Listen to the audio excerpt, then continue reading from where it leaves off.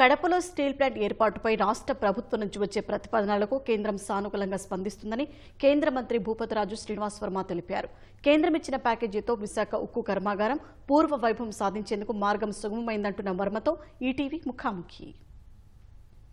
విశాఖ ఉక్కు కర్మాగారంలో 3వ బ్లాస్ట్ ఫర్నెస్ కూడా ఆపరేట్ చేయడం జరిగింది. ఏదైతే ఎన్డీఏ ప్రభుత్వం ఇచ్చినటువంటి హామీ మేరకు విశాఖ ఉక్కు పరిశ్రమకు సంబంధించినటువంటి అంశాల్లో అన్ని కేంద్ర ప్రభుత్వం నెరవేర్చుతుంది. మనతో పాటు కేంద్ర ఉక్కు శాఖ సహాయ మంత్రి శ్రీనివాస్ వర్మ గారు. సార్ నమస్తే అండి. ముఖ్యంగా స్టీల్ ప్లాంట్ విషయంలో గతంలో చాలా వరకు ఆరోపణలు అభియోగాలు అన్నీ వచ్చి అయితే ఇప్పుడు 3వ బ్లాస్ట్ ఫర్నెస్ కూడా స్టార్ట్ అవ్వడం జరిగింది. సో ఓవరాల్గా 3వ బ్లాస్ట్ ఫర్నెస్ ఉత్పత్తి ప్రారంభం అయితేనే కానీ ఏదైతే 7.3 మిలియన్ టన్ ఉన్నదో ఆ ఉత్పత్తి సామర్థ్యాన్ని విశాఖ స్టీల్ ప్లాంట్ ఉత్పత్తి చేయలేదు.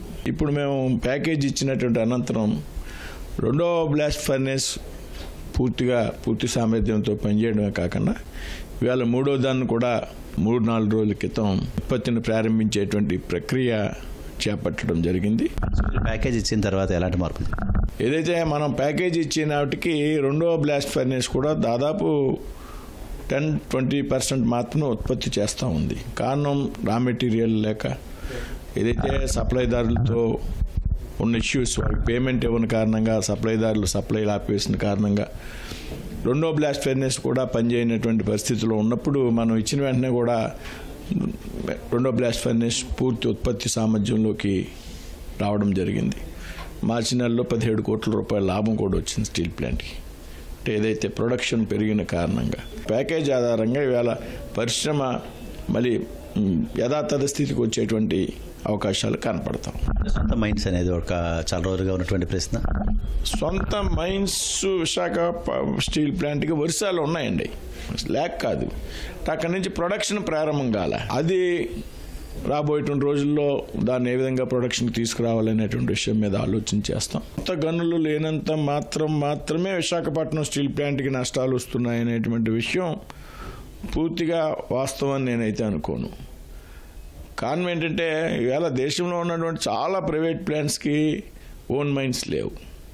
ఒకవేళ ఉన్నా అది 20% 30% తప్పించి లేకపోతే 40% మోర్ దాన్ 50-60% వాళ్ళు కూడా బయట నుంచి కొనుక్కుని ఇంపోర్ట్ చేసుకునేటువంటి పరిస్థితే.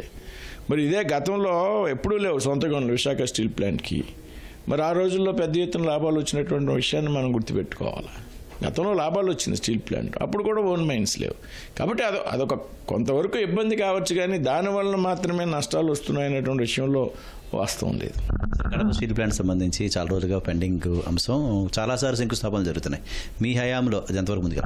కడప స్టీల్ ప్లాంట్కి సంబంధించి పూర్తిగా ఈ మధ్యన చంద్రబాబు నాయుడు గారు కడపలో జరిగినటువంటి మహాసభల సందర్భంగా ప్రకటించడం జరిగింది. చాలా షార్ట్ టైంలోనే పనులు ప్రారంభిస్తామనేటువంటి విషయం. దాని కేంద్ర ప్రభుత్వం ఎంతవరకు, రాష్ట్ర ముఖ్యమంత్రి గారు తింటున్న నిర్ణయానికి ఎంతవరకు రాయలసీమలో కూడా ఒక ఫ్యాక్టరీ పెట్టాలనేటువంటి ఒక ఆలోచన, అక్కడ ప్రాంతంలో ఉన్నటువంటి యువతకు విద్యార్థులకు పెద్ద ఎత్తున ఉపాధి కల్పించాలనేటువంటి ఆలోచన తప్పనిసరిగా రాష్ట్ర ప్రభుత్వం నుంచి వచ్చేటువంటి ప్రతిపాదనలు ఏతున్నాయో దాని తాలూకు కేంద్రం పూర్తిగా సహకరిస్తుంది. ఇది కేంద్ర మంత్రి భూపతిరాజు శ్రీనివాస్ వర్మ గారి అభిప్రాయం. విజయవాడ నుంచి కెమెరామెన్ శ్రీమన్నారాయణతో శ్రీనివాస్ మోహన్, ఈటీవీ.